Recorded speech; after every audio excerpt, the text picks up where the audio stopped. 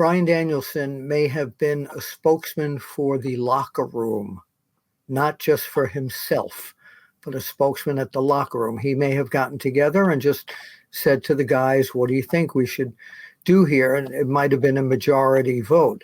However, the final word should have come from Tony Khan.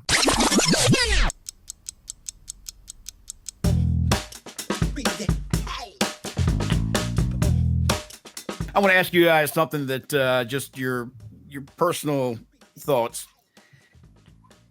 Should a wrestler in a company be allowed to determine another wrestler's future in said company if they're both working as independent workers for that company? I'm trying to think how to say. I'm not sure I understand that, Mac. Yeah, okay. Bryan Danielson was named or appointed the head of disciplinary committee for AEW. And he helped decide that they should let CM Punk go. He was part of that decision. I'm wondering, and I'm just thinking, maybe I'm wrong, but legally, there's got to be a conflict of interest if the person determining your future of your job happens to be somebody that works in a position just like you, that has competition with you, that you could affect their future and, by being better than them. So they could easily say, okay, we want him out of here. Get out of here.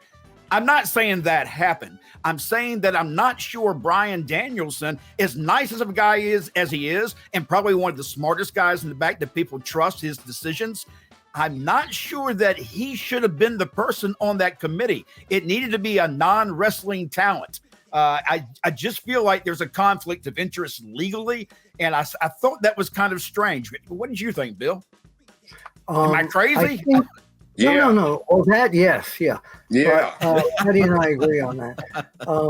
I think that Bryan Danielson may have been a spokesman for the locker room, not just for himself, but a spokesman at the locker room. He may have gotten together and just said to the guys, what do you think we should do here? And it might have been a majority vote. However, the final word should have come from Tony Khan. If I'm Tony Khan and I'm saying, well, this guy's still, and we brought up money a lot, this guy's still money, still box office. If you don't like that he's here, then you guys can leave because he's my golden goose, so to say. So, Tony Khan's got to have the final word on that. So my answer to your question is, if it was a decision with Bryan Danielson as the spokesman for it and he brought it to Tony Khan, then it was Tony Khan's decision whether Punk stayed or went, not goed. Yep.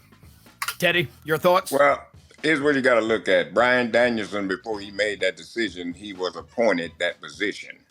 So that made it legal for him to make that call.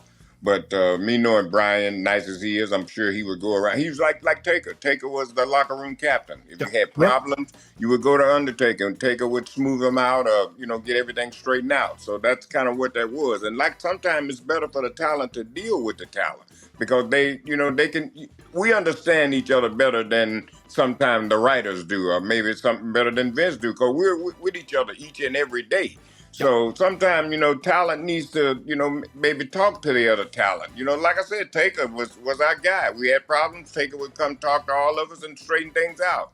So Bryan is just doing what he was asked to do, and what I mean? And he ain't a guy that's a language. And I think if he made a decision, that was the decision that him and all the guys in the locker room decided on.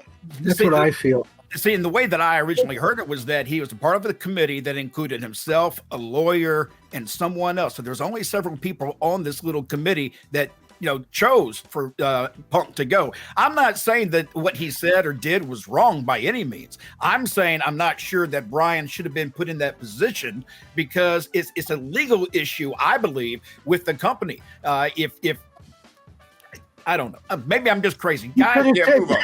He could have said no. But the conflict of interest, I think, is a legal, real deal. I just really do. Maybe I'm crazy, and like you say, I probably am. Well, like I said, sometimes it's better for the talent to talk to the talent. Yeah, well, I agree with that part too. Absolutely. And he could have said no, Mac.